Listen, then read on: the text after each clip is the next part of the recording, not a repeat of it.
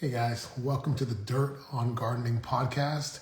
I like to get on about a minute or two before everybody else. When I first started doing this, I didn't realize that all of this gets taped and it gets ends up as part of the podcast. But before the rest of the guys get here, I just want to tell you guys a little bit about what we do here. So, me, the urban gardening with Gray, and the Chocolate Botanist, we created this page, this podcast, in order to answer people's questions about gardening. So if you have questions about gardening, stay tuned. You can ask your questions. I've got my little pad here. I'll write them down. Tonight we're going to be talking mostly about composting, but we will probably stray into a bunch of other areas. I'm just waiting for the guys to get here. Let me see if anybody's here yet. Oh, great.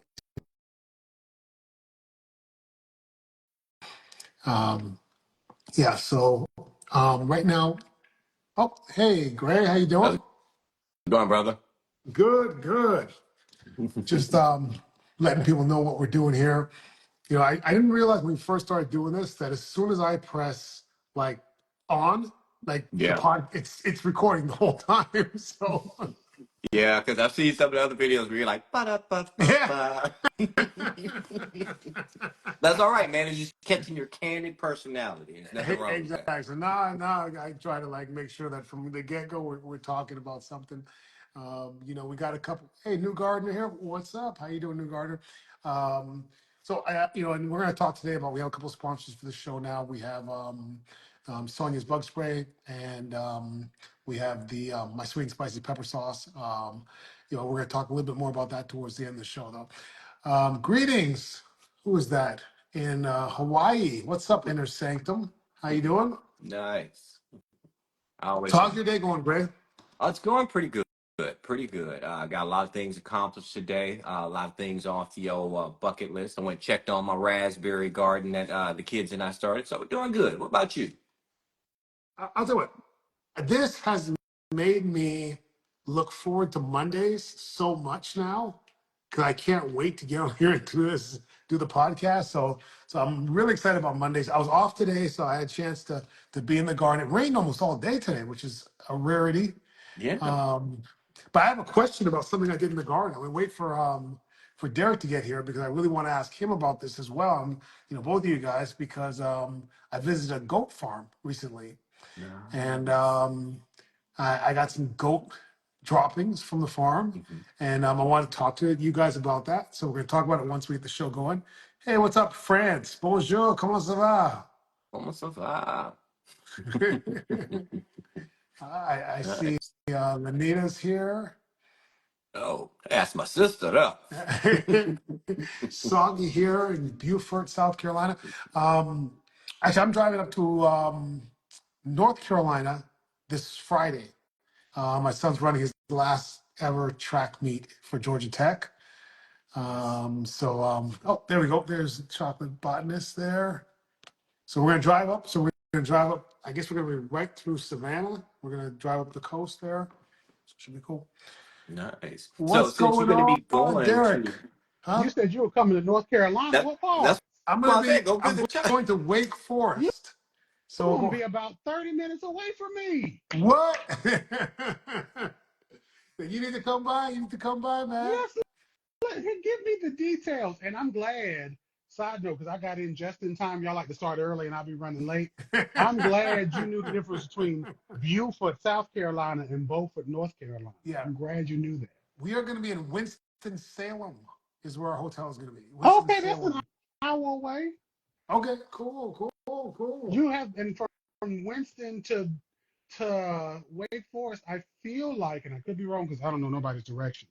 I feel like you got to drive through this way to anyway because I'm in Durham. So yeah, we definitely got to connect and do All something. right, we will connect. We'll connect. We're in and out. I'm leaving Friday after work. I'm not going to get there till probably like some god awful hour in the middle of the night, and then we're leaving Sunday morning. So Yeah. it's in and out, in and out. But we'll try to get together. Um, Please, Nice. all I smell a collab coming on. yeah, we do right. something. Yeah. So, guys, if you guys have any questions, put them in the comments. If you have any gardening questions, we'll answer those gardening questions. But first, I have a question for you guys. Ooh. Okay, because I had a chance to go visit a friend of mine, Alex. He's got a little mini goat farm, and he's got goats there, and he raises them, sells them, whatever. But he has a lot of goat poop, and he gave me like 2 bags of goat poop. So my question is, do I have to cure that, and how long do I have to cure it for? And let me say one thing as a disclaimer: I've already used it. That's the biggest disclaimer. That's the biggest disclaimer for the bit I've already used it. So I'm going to say I don't know, but this is where I always lead people to cooperative extension and resources like them because they will tell you the different types of manure that you can get from animals and what you need to do to process it for your food crops. So goat, I hopefully would be like, yeah, I wouldn't know. But I'd imagine it would be because I think goats are ruminants like cows. So I feel like they like compost that in a similar way, or you should compost that in a similar way as you would do to cows. But that's just me guessing and using some science. I don't know. Okay, so well, let me say one thing. I know with rabbits, you can put it directly in there. It's not a problem at all. Mm-hmm. Horse and cow, I believe it needs to be cured. It Mm-hmm. does. It So does. Horse and cow, you're looking at about anywhere between 90 to 120 days as far as curing time. But now when it comes to the goat, they are still herbivores. They're still small herbivores. You maybe don't have to wait as long at the curing, but I'm not going to say it's an immediate result like what you would get with your rabbit fertilizer. So I would still kind of play it safe and at least wait a month or so before I plant anything into it. But have you already planted something in it? well, I'll tell you, here's what I did. So I did a little bit of like preliminary Googling and stuff. And one, this probably is totally irrelevant, but goat poop comes out like rabbit poop. It Mm. comes out in balls. It Post doesn't come pellets. out like clumps like horses or cows. Comes out like rabbits, right? So my thing was when I Googled it, it seemed like the biggest concern was bacteria and parasites and things like that. So what I did is I use it around my just trees. So just trees that I want to give a little boost to, I use it on. I didn't put in any of my beds or any of the fruit that was close to the ground or anything like that. It was strictly for some trees and like bananas and things like that. I figured, it's just nitrogen going in the ground. It should be fine. It's gonna wash in Yeah, there. because I mean, and with that being said, I'm glad you looked it up first. And see, that's what we do here on the podcast. We research, we look into things. I'm glad you did that because, yeah, bacteria really is the main concern because it's not going to be a hot manure like your horse and your cow, which it can really burn your crops. That bacterial issue really is the biggest concern. And I want to Okay. say, is is that not E. coli? Again, this might be something we have to look into Right. ahead of time to see exactly what pathogen that is. But yeah, you want to stay away from those Yeah. bacteria. That's why I didn't really want to put it like on my veggies or anything like that. But I figured it would be fine like on, bigger trees and things like that. But tonight, I know we wanted to talk about composting, Yeah, that and was I actually a believe good way in. You just led us kind of into that composting Yes, with talking about segue. right the goat poop. because I saw a lot of things we're talking about like composting the actual poop, and I'm like, it looks like a lot of work. So yeah, it's just like dump it out, let the rain settle it all. But so you guys compost, right? I do. I'm a firm believer in Well composting. then, hey, well, Greg, take the lead on this one. All right, so composting.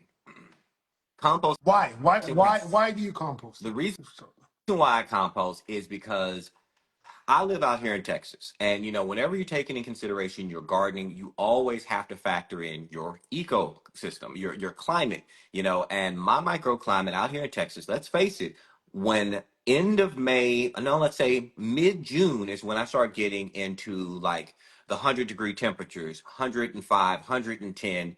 And a lot of times, what your knee jerk reaction is you want to just start drenching your garden. You just water, water, water, wasting all of this water. You're losing it through evaporation.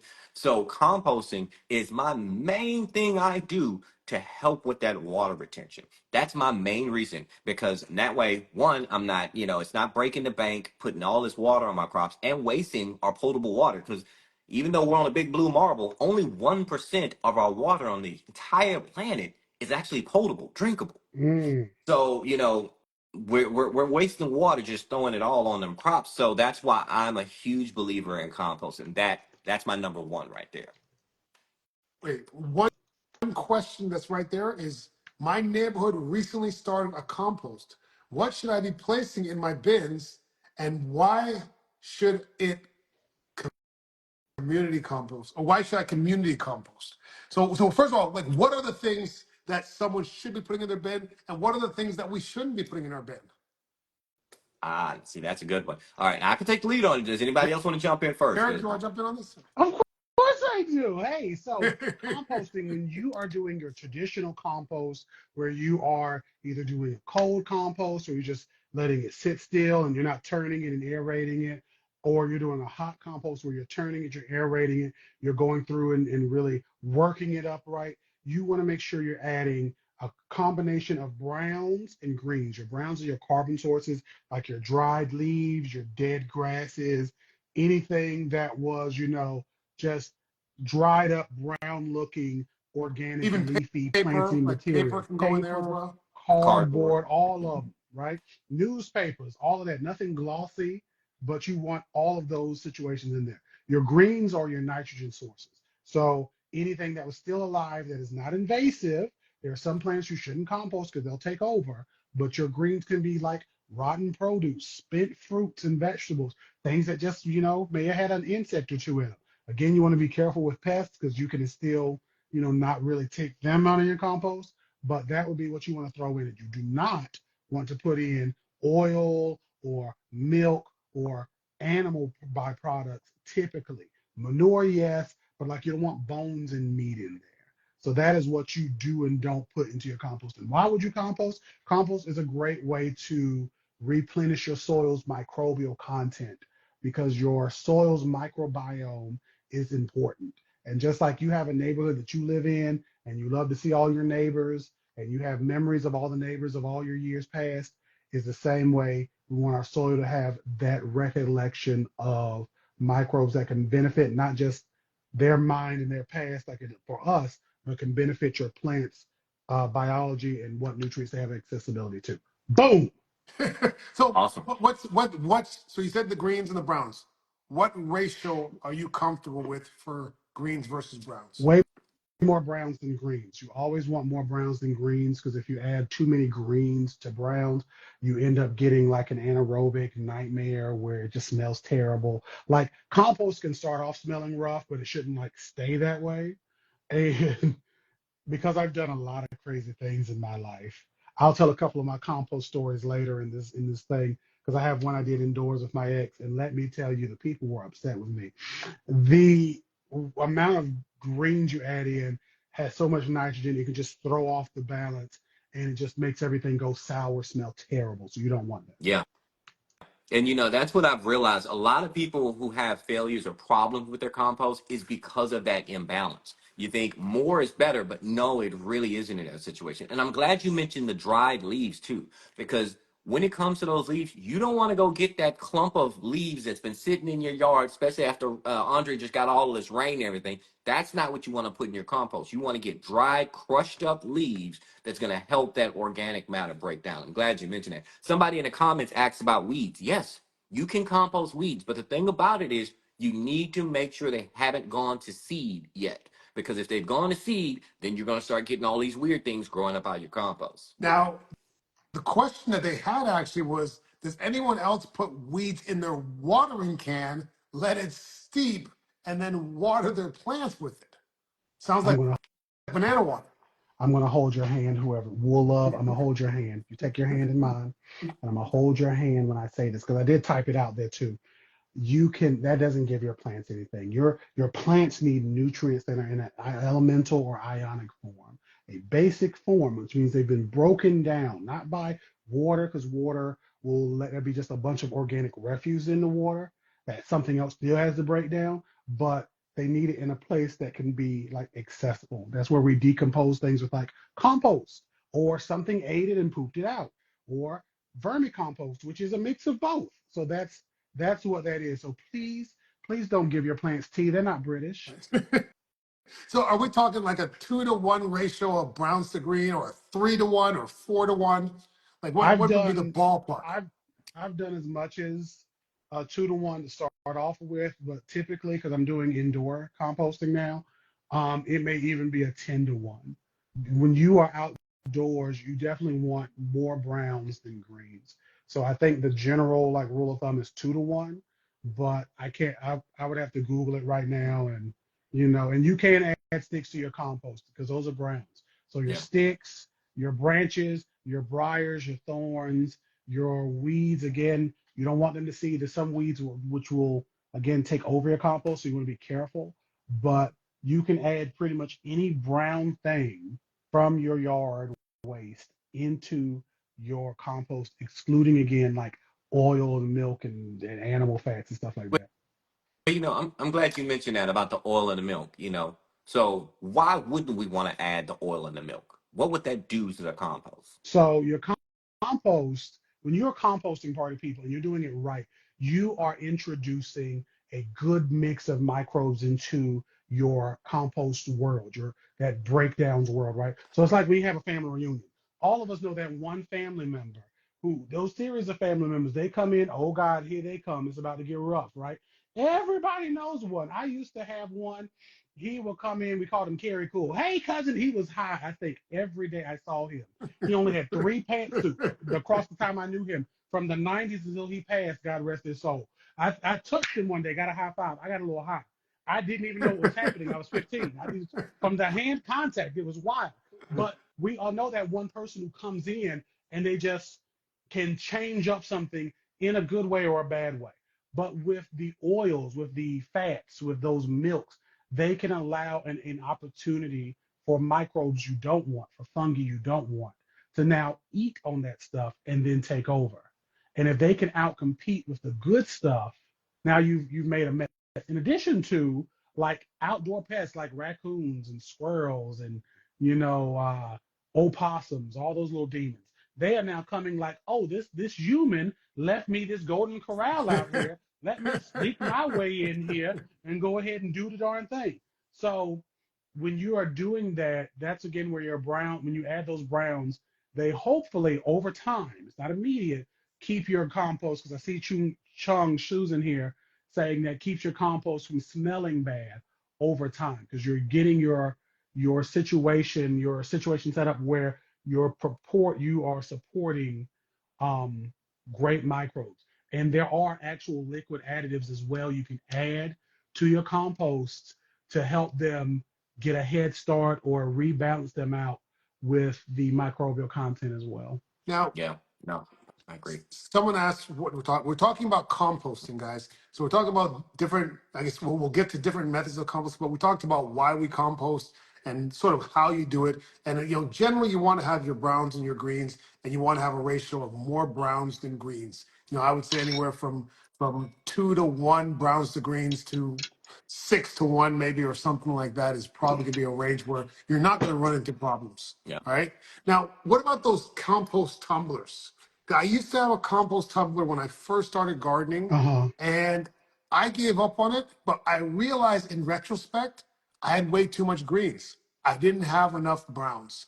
And that's why it was just It was thinking. nastiness that was just sitting inside there the whole time. You open it up, your eyebrows disappear. That's what was happening, Yeah, huh? pretty much. And I Mm, gave that thing away like 7 years ago, and I'm like, dang, I wish I had one now. Yeah. God knows. And the No, you cool don't like thing them? about I would love to have one. I just don't have the space. Oh, Now, see, I love the compost tumblers because they are a great idea. But again, for me, I'm a guy that's always on the go. I'm always doing like 100 things at once. Uh-huh. And so with my ADHD brain, I would forget to come out there and roll that tumbler or, something like that. So a lot of the composting I do, I try to make sure it's something that I can do in passing. So I have my in-ground Uh-huh. systems where I'm doing vermicomposting. That I can easily take 5 minutes, throw some compost in the bin, chop it up, mix it up real quick, give it a nice wet down with the hose, and then keep it moving. That's well, how I like to do it. But tell people about your vermicomposting. Like, Please. explain it to well, everybody. I'm gonna explain it, but I'm also do one better. We're gonna go on a little trip. You're taking us So let's on a trip. You're going we on a going outside. field trip. The Field magic trip time. school bus. Magic school bus. Hey, and I used to be an educator too. So what was her name? Mrs. What was it? It's Miss Frizzle. Miss Frizzle. Frizzle. I Mr. love Frizzle's her. taking us on a ride right now. So out in my garden, the way I like to compost is I take these plastic totes, like think of like a milk crate, and I'm going to show you right here if I can figure out how to. There we go. Turn my compost bin, I mean my camera around, and so these plastic totes are nothing more than just produce containers. They're perforated. They have holes in them. Let's see if I can move that soil back there so that I can easily allow my macroorganisms like my earthworms and millipedes and so forth to pass through. And I like placing these right in my bin.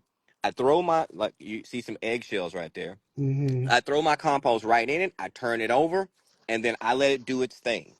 So that's easily accessible. I can keep moving and go and see the rest of my garden. So most of my raised beds, sorry, there was a mosquito on me, has these compost bins inside, and I actually just took these from one of my local convenience stores. I asked them for it; they were going to throw it away, and boom, this is what I use. Now, I did post a video about this before, and somebody said, "But what about all that plastic that you're putting in your garden?"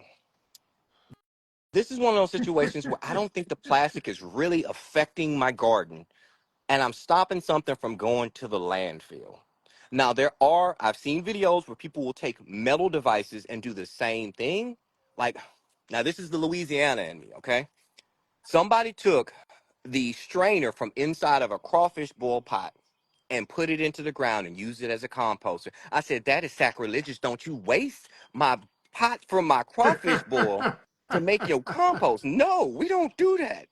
And Yes, plus, we think do. about it. That's way more expensive too. This Yeah. cost me free 99. Yeah. Now this one's not as Yeah. deep as the other ones are, but that's just because I just replaced this one. And look, somebody talked about something weird growing out of their compost. That's a tomato volunteer that started growing out of there. Yes, tomato. That's a tomato coming on Now, up see, out of there. I love that. I love that because that's repurposing, reusing, and that's what permaculture is all about. It's finding multiple purposes for things, not buying something new or adding more, things into the ecosystem. You're using something that already has been made, already exists, and you're going to repurpose it. So I love it. Now then, Mm. check this out. Remember we talked about eggshells and how long they take to break down? Yeah. This is eggshell from 5 years ago. Still Mm. hasn't broke down yet.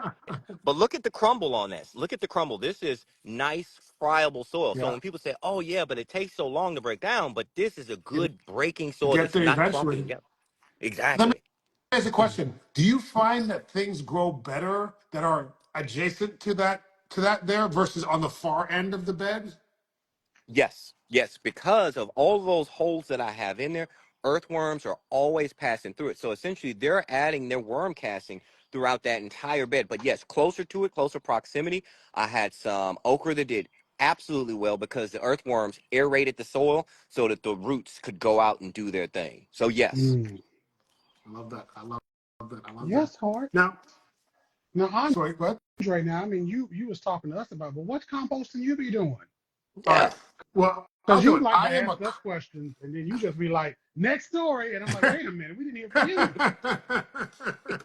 I'll do it. I have tried different forms of composting, but I haven't tried any in the last. Well, not any. When I first started gardening, I tried composting, and I was not good at it. I don't think I was getting the ratios right. It was terrible. I had a cow panel that I had put in a circle, and I was throwing stuff into it, and I figured I had it lifted off the ground a little bit. So I figured at the bottom where the soil is, I could get the soil out the bottom, and I could just keep adding to the top. I kind of was lazy on it. I'll admit that. Then I got the spinning one, and I was putting the wrong formula in there. I started doing. I started just composting in place with in my banana circles. So I pretty much throw everything to my bananas, and I let my bananas have it. And I also was just recently gifted a in kitchen composter or composter, so I have that. You know what? We could do a field trip and we could Yeah, go do a see field that. trip. Field Cause Yeah, this trip, let's one, do a field field trip. trip. yeah, cause this one of them electric ones. Yeah, it is. It is. Oh, I And I'll definitely tell want you to see what, that.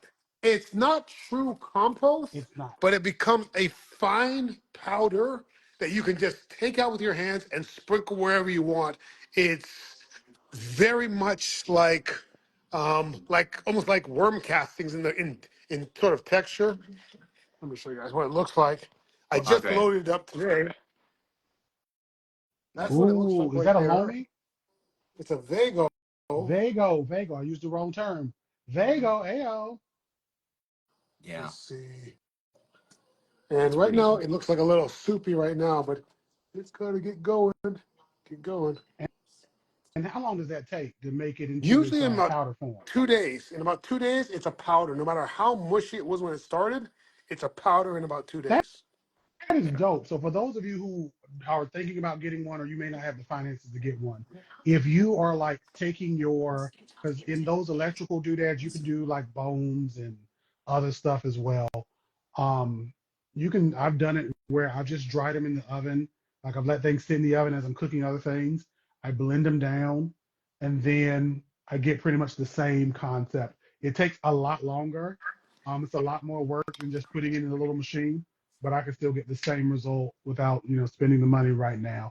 But those of you who want to get one, I say definitely do it and save that food waste. But that was Yeah, beautiful. they are expensive. But yeah, this person gets powder in. Oh, that's Chef Lee. She gets powder in 24 Hey, to chef. 36 hours, and it's like a Wow. really fine powder that you can literally just. And it goes from this mushy guck to powder, and you can just reach in with your hand, and it doesn't smell or anything. It's wonderful. So before we go to the next question, I just want to say, inside of your house looks like a nightclub with that blue light, like real chill zone up. And see, now we know why Andre is so chill all the time. He's got the Well, blue that's light going on. that's the fish tank, and the fish tank goes blue like later in the evening as it's winding down. That's what that blue Right. was. He See, was now we he know was why he's like so chill. he was like, y'all let me show y'all my fancy thing here in his blue light. And I was like, wow. I love Look it. who's talking. He got Yeah, purple now you got lights the going pink on light. I here. know. I was gonna show y'all my vermicomposting setups, but they're looking a little ragged All right now. So we're just gonna go back to my room. I was like, I should show off, but I was like, yeah, my right. things aren't looking good right Lazy now. Mama wants to know what temperature you cook your bones, I guess, in the oven. Um, if I'm just doing them in general, I'll do them at like 400 or 500 for a couple of hours. It'll get real smoky in here. Andre and Gray, as we've been talking, I send voice notes all the time. I don't know if that bothers them, but I'll send voice notes when we're talking. And sometimes they'll hear me like choking and coughing. Sometimes just me randomly doing it. Sometimes it's, bone smoke in the air. Who knows what's going Bone on in this house? smoke. I never know. Bone Um, smoke. there's bone smoke, so it could be, I have some I love cast iron, so I just put everything in a cast iron pot and then just cook it down, 300 here, 500 here, 400 here. Now And you're doing then this when with I take the bones like out, chicken bones chicken and stuff or what? bones, beef bones, all types of bones, nothing, all animal bones. And then what I'll I'll tell you do is what. to test them, I'll break them with my hands. And if they can break with my hands, then I'm good. Same as like eggshells. I'll collect eggshells, like vegetable peelings, and then I'll put it into my magic bullet and just, and then turn it into dust. And then I sprinkle it on top of either my compost that I'm doing my bokashi or my vermicomposting, and then go from there. And that's how I just keep. For those of you in the triangle who ever need soil, please don't buy it. Just come to my house. I can give you a couple of bags of soil. Like I have so Wait, much so soil in this house. so now that's bone meal, right? Pretty much Yeah. blackened charred bone meal. I got the idea because I do a lot of crazy botanical things. Y'all remind me about that compost story I got later. And this is why I'm glad I live alone. And I had seen something where people were making biochar, and the general concept of biochar is burning wood hot. And then I don't ship. I hate the mail. Those of you asking me if I ship soil, I hate checking the mail. I hate going to the mail. I'm not shipping you anything. I'm sorry. But biochar is taking your carbon source, your wood source, and burning it hot enough where it just leaves this porous material that you can use to basically like filter out stuff Yeah, or charcoal. You seed make it. charcoal. Exactly, or seed it to like hold microbes, which could benefit the soil around it. So I was like, I don't have a pyrolysis machine or like a yard to be able to do this, but I have an oven, so I just burn stuff all the time and just go from there. So you're I'll tell you what. telling us secretly you're a pyro. There's no secret. If anybody knows me, I love fire. I'll tell you what. And I like that idea a lot. I like that idea a lot. I I think I might start saving bones and doing that with bones. and can't that machine, your Vigo, can't it do bones? I don't know. I feel like that turn thing at the bottom will get stuck on hard thing like a bone. Yeah, Some you. of them, some of them can do because that's I looked into some of these years ago, and some of them were like you could even put the bones in, and they would somehow grind it and powderize it. I could check your instruction book. Don't just quote me Yeah. on it, but I feel like some of those could use I'll bones, tell you could do bones. what. You don't want to have that thing get jammed up and stop working halfway through. Yeah. Oh, I can imagine. Yeah. Ask me how I know. Oh, I can imagine. I can Because imagine just then sticking you your don't hands even in then you don't stuff. even want to open it Ah, ah. up. Now, speaking of the bones and the bone meals, and earlier I made a reference to crawfish, my Louisiana heritage. This reminds me of a question a friend of mine had. He had saw a video where a young man was getting his compost ready, and his neighbors had had a crawfish boil. So he was going through his neighbor's trash and getting all of the mud bugs out of the trash. And so my friend, he said, "Hey, you're from Louisiana and you do crawfish boils. Is that something you do in your garden?" And I said, no.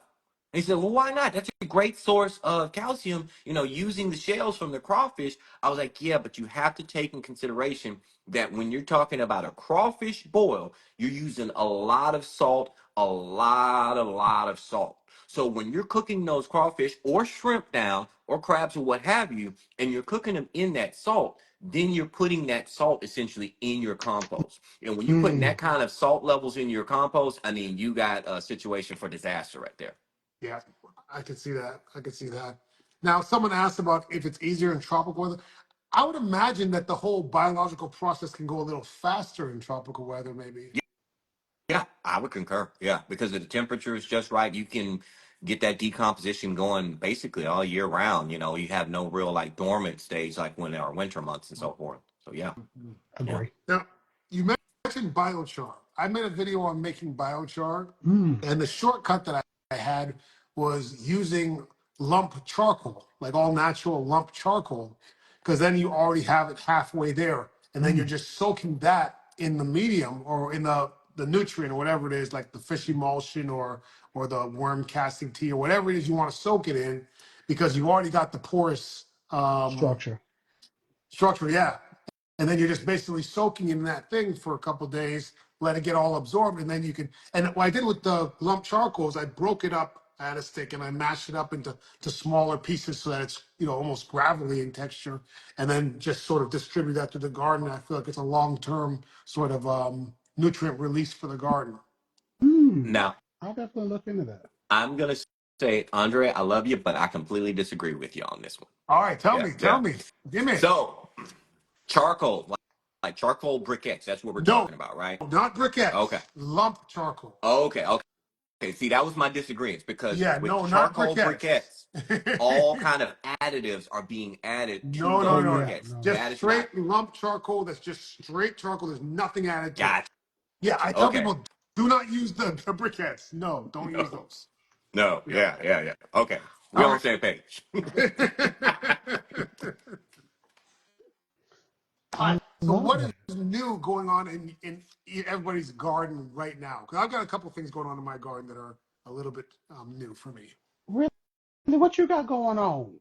Well, I I got have. some Lazarus trees that I thought were dead, Yeah. and they're coming back to life. Okay, So my Guinea Lazarus. tree that I swore was dead because when my trees fell down, they piled a bunch of stuff on it, and it's just miraculously sprung a sprout from this little tiny stump.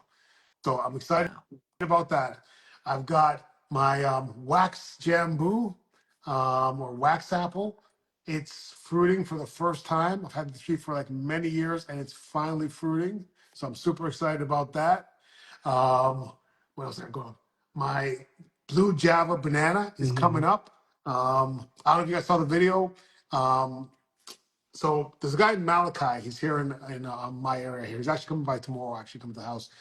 He's a young guy and does edible gardens. And he taught me a new way to plant a banana. Because I had always planted the whole banana thing, right? Cut the whole banana off, plant the root, and that thing will sprout up. Multiple sprouts will come up like immediately. It's like so much easier. You know, my And his mangoes are like, huh? his Instagram is plants, isn't it? Plants with Plant with Malachi. Malachi. Plant with Yeah, Malachi, I think it is. Yeah. yeah. Give him a shout And out. my Yeah, plants with Malachi. my mangoes are probably just a couple weeks away from the first mangoes being ready. My my lychee are probably about a week or so away from being ready. Like everything is just going awesome right now. We got the rain for the last couple of days. We haven't had rain in forever, and my garden is drenched right now. I couldn't go outside today most of the day. It was raining so much. Nice. See, again, that's why I love talking with Andre because as long as I've been growing, every time I'm talking to, he telling me about some new fruit I've never heard of my entire life. You're like, I'm growing the Wachamakahala. I'm like, what the whoop? The what? I need to grow some of that. That's how I That'll feel work. with the ornamentals when you talk about ornamentals. You guys have farmers markets, Yeah, out here in Texas, we definitely have a lot of but do farmers you markets. do farmers markets? On occasion, I do because my wife, she's always finding activities for me to take the kids on. Like we don't have enough activities, but so she's always finding excursions for me to go on. Honestly, I think she's just trying to get us out of the house. That's what it is. That's what it is. She said, y'all gone. Yeah, I do farmers markets, but I only do it with the pepper sauce, and occasionally we'll bring a few plant cuttings and stuff like that. But it's mostly the pepper sauce that we sell at the farmers markets. Mm. Getting into figs, need to sort out when to take my cuttings next year. Sounds like they are dormant. Where do you live, Casper? It all depends on what climate you're living in. Figs down here pretty much go year round. They kind of lose their leaves a little bit in the winter, but up north, I know you've got to put them in dormancy. What do you got there? I have Fig? figs. I Oh, have cool. figs. I prepared for this moment. It's almost like I knew this was coming. I Nice. didn't. I just happened to have these in the living room. So What kind of figs are those? You know what kind of fig they are? they are a free fig I took from a friend's yard. That's what kind they are. Oh, I so the I The best. best kind. those are the best. So figs, when you're like, hey, I want to take cuttings, you can take them before your growing season truly takes root, and you can get it on like green growth or like that new growth, that new wood, where it's kind of still bendy. These were also not just like branches I snapped off, but also around it. It had like little populations of sprouts and other clonal things that were just coming up. So I just picked them. And let's see if I can grab this one that has the roots without knocking all of this over. This one had a couple of, you can kind of see where there was like a little bit of a root thing going on there. So I just took them up and threw them in this water. Eventually, I was supposed to like repot that and plant those up a couple days ago, but Derek procrastinated, so it is what it is. But But yeah, you can take them in. figs grow super easy from cuttings. They do. Yeah. Yeah. I mean, literally just popping them in some water. I mean, water propagation is so easy to go with. Yeah, I love figs. Yeah. Now, one more thing before we go any further, I just want to say when we were talking about things that shouldn't go in here in compost, and Chocolate Botanist was back there, stroking through all of his hair and everything. I just want to mention you actually can compost hair too. Oh. Mm. You can, but it takes a really long time God to awful break long down. time. So there are videos out there where people talk about using planting with their hair and so forth. So I just want to clear the air, and in case anyone ever had any questions, you can do it, but it takes even longer than the eggs shells to break down. It can be done, but it takes a really long Because then time. you know that the plants will know what you need, and they'll make more vitamins to fit your body type, right? Oh, that's it. They'll look at your hair, and then the plants will produce hairspray for you, and it'll just be like, boom. If you want a Jerry curl, you plant it near a Jerry curl plant, and then boom, you get the oil and you get a nice drip. I love it. All right. Chocolate Botanist, you encouraged me to purchase a small orchid. I Guess did. what the instructions include? 2 ice It cubes? did because Big Orchid wants you to ice your orchids. And I tell people we ice cakes, we do not ice plants. So the premise is when you have an orchid, and I have two behind me, it'll take me forever to get these out of this thing behind me, but you want them to be not soaking wet, but not bone dry. And the chunky mix doesn't want to just be bone wet. Some of them come in sphagnum moss, which holds water. Some of them can come in soil, which holds water. I actually have three orchids in here because I have a vanilla orchid too. But you just want them to get enough water and not a lot. So I usually tell people a shot glass.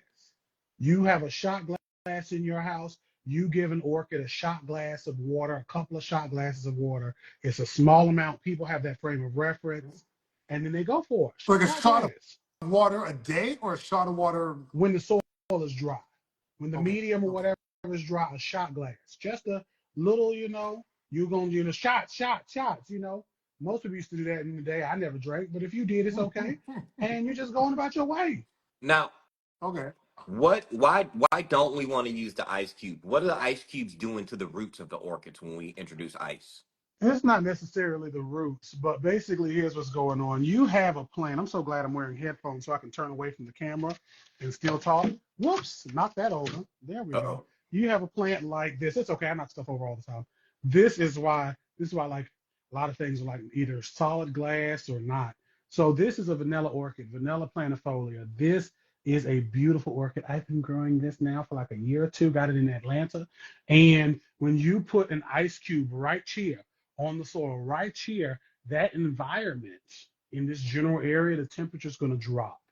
And that temperature dropping doesn't impact you as a big rusty human who's icing your plants, but this plant is going to go through a little bit of shock, however long it takes for that ice cube to eventually melt down and then go through your soil.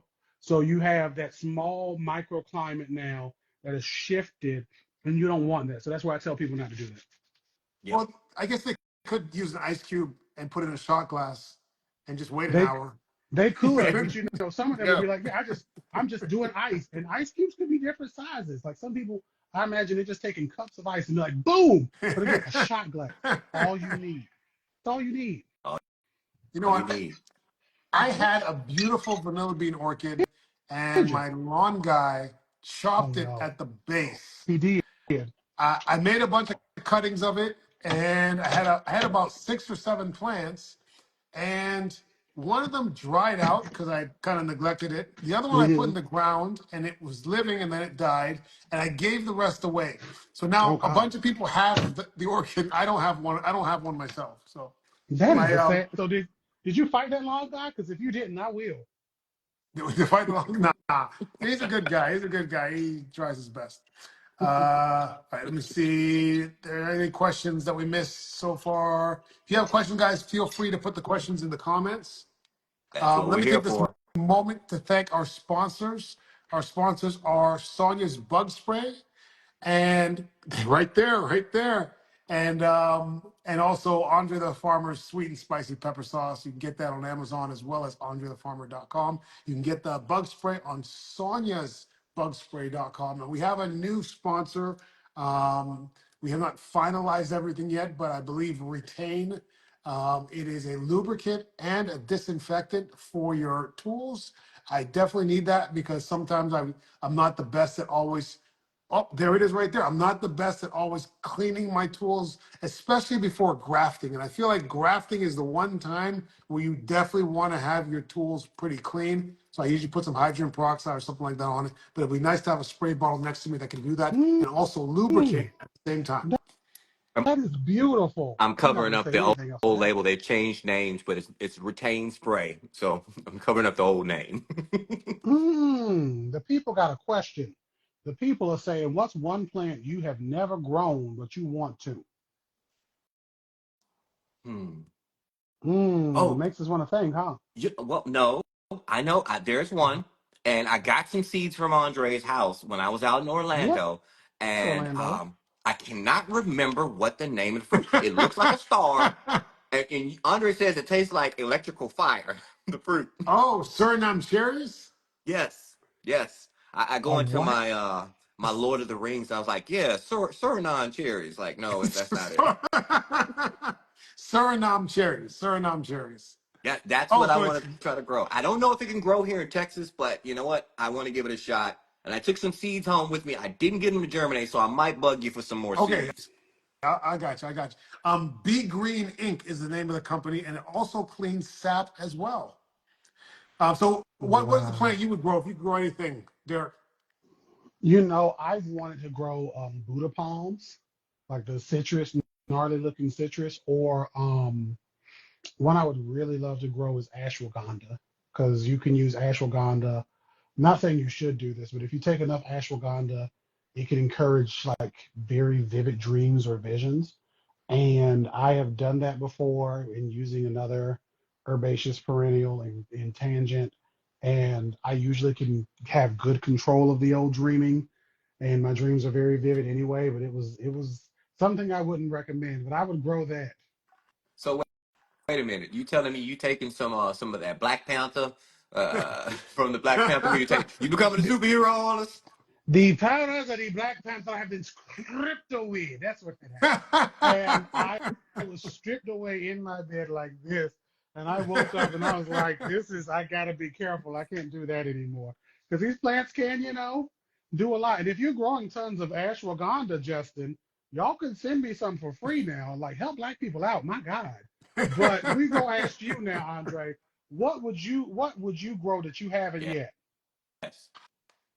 The thing that I would like to grow, I actually all the things I would like to grow are things that I've attempted to grow but have Mm-hmm. not succeeded, and it's because they're temperature sensitive. So I would like to grow breadfruit, but it can't Okay. grow in this climate. It's a little too cold for breadfruit. I have a breadfruit tree in my office though. Um, when I say grow, I mean fully grow, Yeah, yeah, fully yeah, yeah. grow. And there's a snake fruit. A snake fruit is another one, and I have a little tiny one that looked like it was almost dead, and that's another thing that came back to life. It's still alive. So I don't know if it can grow in this climate. I tasted it in Costa Rica. It is an amazing fruit.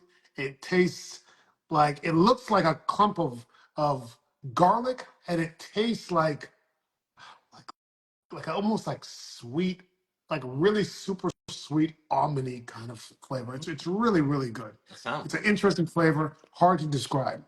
nice. Now, how's that cacao doing? Aren't you The growing a cacao cacao? is another one that I'm growing inside the greenhouse. When it gets big enough, I'm going to cut a hole in the floor of the greenhouse and plant it in the greenhouse floor below.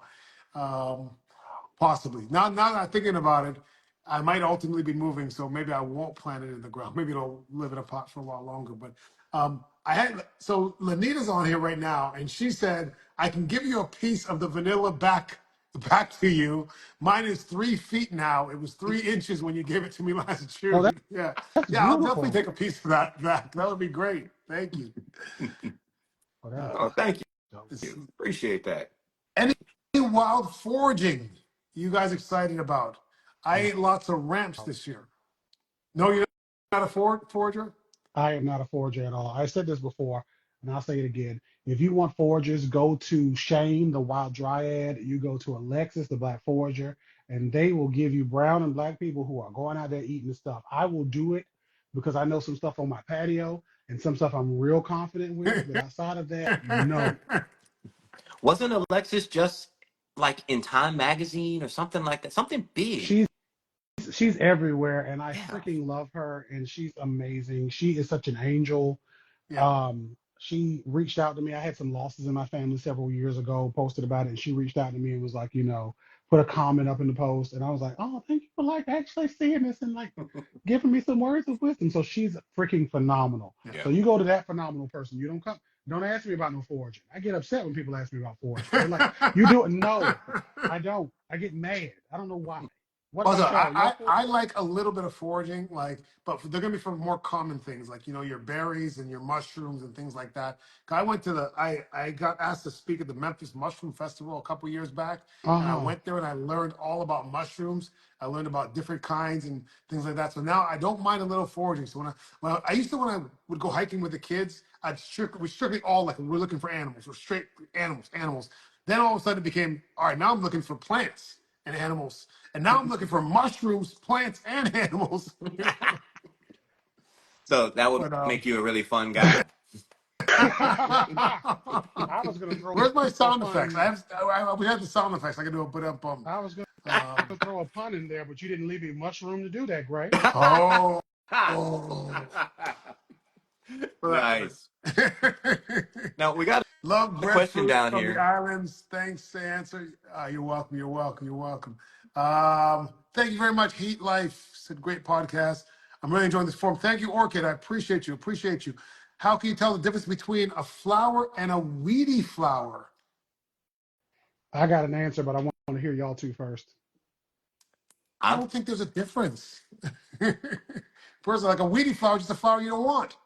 That's yeah, exactly right. yeah. The Essentially, difference between go ahead. I was just gonna say no. You go for it. You already started. The difference between a weed and a wildflower is you want one. That's it.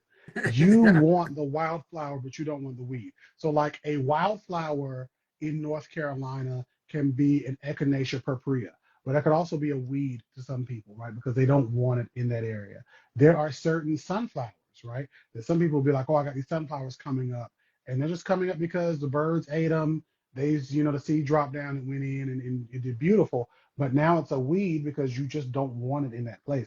So it's all about like whether I want it or not. Like we think about dandelions and we think and speak ill of their name, but they're not like that bad. They're just a plant trying to live. So that's what I have to say. So dandelions are like $5 for a dandelion down here, for a dandelion What? plant in Florida. Wow. That's Yes. amazing. I know what I need to do to make all my money for my rent. I am going to pick every dandelion. I have pots of soil. I'm about to be Listen, rich. they don't grow here. So I smuggled dandelion seeds from Canada down here and put them in a pot, and they Allegedly. grew super He fast. did that allegedly because he wouldn't Allegedly. say Allegedly. No, that I didn't. No, I heard about online. somebody. I heard He somebody did that. he I was heard saying somebody did that. hypothetically what he would have done. No, I heard about somebody who did that, and they grew. They They told did, me. they did, and because we wouldn't do that. No, No. I'd report someone if they did that. But Send them up the right. river, I would. All Yeah. right. So, all right. Any thought on too much sun for vegetables? Planting in mid-central Florida, that's my neighborhood right here. And the sun is absurd down here. My veggies always seem wilted and scorched. I wonder if they're getting too much sun. Now, I don't believe they're getting too much sun. Down here in Central Florida, it's not really, the sun's not really the problem. It's been the lack of rain. Because trust me, I have a property where my property where I live, I don't get enough sun because I have a lot of oak trees, and that has been the biggest impediment to my plants growing to their full potential. And when I have friends that are in the middle of open space and they grow things that grow so much faster and better year round.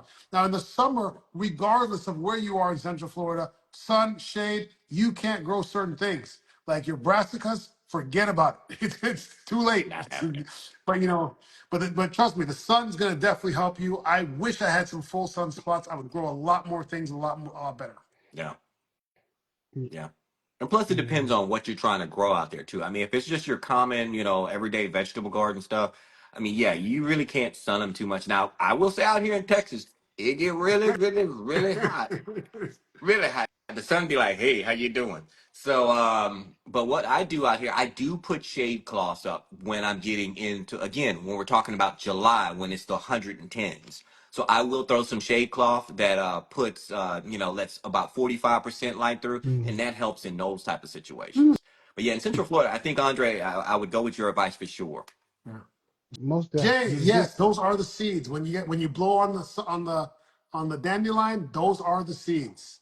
Yeah, I still my friend says he still has Yeah, seeds. Um, the friend that we know, we sent him to jail for a long time. That friend that because he told me, and I was like, "You did what? You took seeds across the border No. and just smuggled them in? My God, the USDA would never." So that's what we just well, I'll tell said. you what. If you were going to move seeds across the border, hypothetically, the Hypothetically. best way to do it is buy a pack of sunflower seeds, like to eat. Hmm. Uh-huh. That's it. Yeah.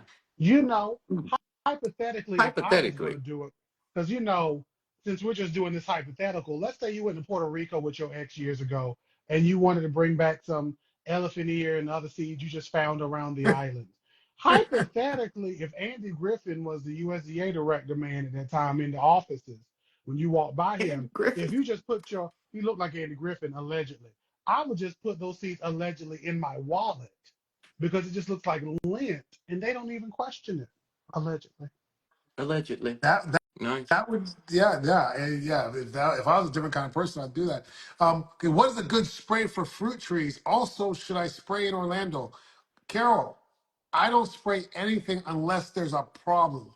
So unless I have an infestation, like right now, my lychee tree has lychee mite, and I'm waiting Mm, for the and lychee mite is sort of the new citrus greening. Oh Lychee no. mite is going to be a problem for lychee in Florida. Hopefully, just Florida, not the rest of the country. But my God. it is devastating my lychee tree, and I have 3 trees, and it's only on one. So as soon as I get the fruit off the very top of that tree, I am chopping down almost every branch down to about, the tree's about 20 feet tall right now. That tree's gonna be like 6 feet tall when I'm done. And it's gonna have no leaves, and it's gonna get a sulfur bath. I'm gonna spray it down with sulfur, and we'll see what happens, how it recovers from that. Mm. Yeah, Andre's going full scorched earth on him. I'm going full scorch. But once again, I only spray the tree if it's got a problem. I'm not spraying trees preemptively. Yeah. Yeah, I'm saying here, only when I'm noticing a problem. But I'm in my garden. That's another caveat too. But I'm literally in my garden or checking on my trees every single day. So if that depends on you. If you're not that type of gardener, or if you don't have that type of time, maybe you might want to look in something to protect. But if you're out there every day, you will notice when there's a problem. Hey, that's probably Trey with the Fish Pepper Co. How them fish peppers looking? I'll tell you what, my fish peppers are growing, but they're growing really slow. And once again, I don't have full sun. And they're in the bed with a lot of other things. So we'll see. They are growing though. So hopefully I'll have some, maybe I might have fish peppers by in 3 weeks. I don't know if I'll have any fish peppers in 3 weeks. We'll see. Yeah, Trey, Maybe.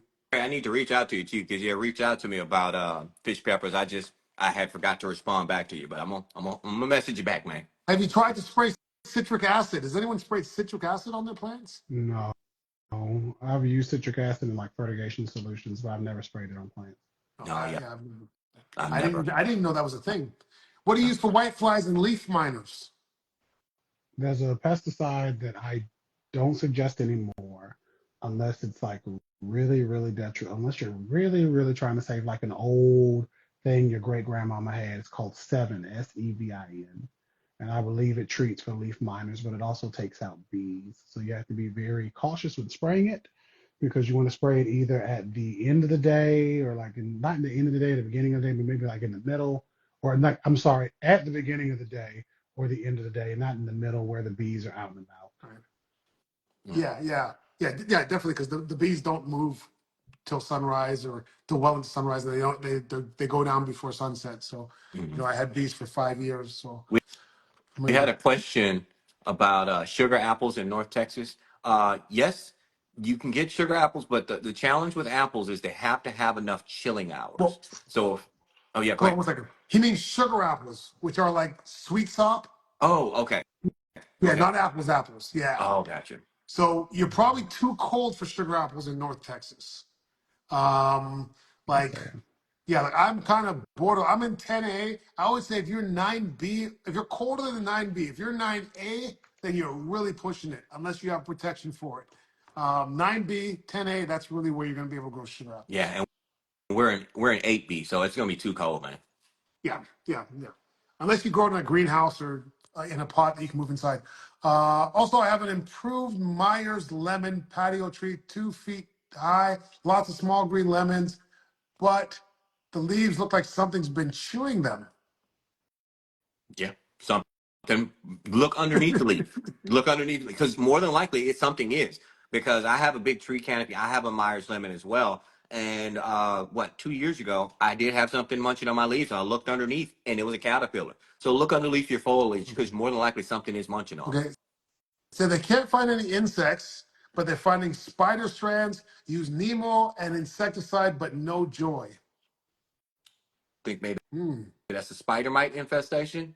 And spider but mites really don't could be bite holes in leaves, though. So I spider think you got a couple of things mites. maybe going on. Yeah, because spider mites don't bite holes in leaves, but if you're seeing webbing, then it could be there is a type of caterpillar or a worm that will make a webbing in, I can't remember what they're called, but I've poked holes in them to my detriment because I'm tall and then they just fall all over me. And thank God I didn't have as much hair as I do now, but God knows it took forever to get convince my ex to take these out of my hair.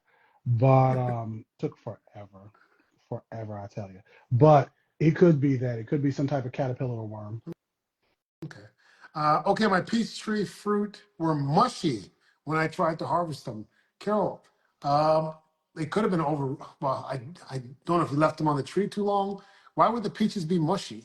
Could be the variety of peach that you're growing. Mm, yeah, I'm gonna lean more towards overripe. Honestly, Mm. just maybe didn't pull them at the right time. What do you know what variety you were growing, and where are you growing them? She's in our Orlando area, I believe, Okay, Carol. okay. What did I need to plant a lime tree in my yard? A lime tree. If they didn't say where their yard is, then we need to know like where you are and like is that something possible? Because you could plant a lime tree in your yard here in North Carolina, but it's not going to give you limes because the winter's too much. Yeah. Yeah, yeah. Climate is really gonna matter, especially on your citrus and so How forth. long does it take a persimmon to fruit from seed? 6 years. 6 years. I looked it up while we were talking, and because I responded to him, I think in the comments was like it takes on average 7. But I ended up googling it, and it takes 7 years. Seeding to fruit is a long time, and you may not get the same taste Right. that you've been going after, which is unfortunate for apples. It could be literally randomized. It most likely won't be the apple that you ate that you'll eat. It'll most likely be a cider apple. Cider apples taste terrible. That's why they make Crab cider apple. out of them, Mhm. and they Yeah. just drank them and got drunk. So just go and get a grafted tree, please. Exactly. Yeah, Exactly. And also, when we say 6 or 7 years, that's best case right. scenario, right? Like people sometimes wait 10, 12, 15 years to get a fruit off some of these seedlings. So, how warm does your greenhouse stay with the cacao? Well, I have a little mini heater that I put in there in the winter. So when we get those nights where it's down in the 30s, I turn the heater on and it probably stays in the 50s in that room or in that little greenhouse or, or 40s at least. And that's all it takes. That's all it takes. So, guys, we've reached the end. I'd like to thank our sponsors. I'd like to thank Retain. So, what's the new name for Retain now? No, that's the new name. Retain is the new name. The No, old they name had a was new. Prune Master. She posted a new name in there too. Well, I'd like to thank Retain. I'd like to thank Sonia's Bug Spray. It's a wonderful bug spray. It does not feel like bug spray at all. It's all natural. It feels like lotion. You literally could just wear it every day like a lotion. And I'd also like to thank Andrethefarmer Sweet and Spicy Pepper Sauce. You can get it at Amazon.com and Andrethefarmer.com. And I'd like to thank Gray, the Urban Gardener, and Derek, the Chocolate Botanist. Do you guys have any last words? I want to thank Thank you, Andre, the you. farmer, for being up Yes, here, you are bringing awesome, all bro. of us together. All right, guys. We'll see you guys next week, Monday, 8 p.m. Eastern time, right here. All right. Take care. Bye bye. Take care.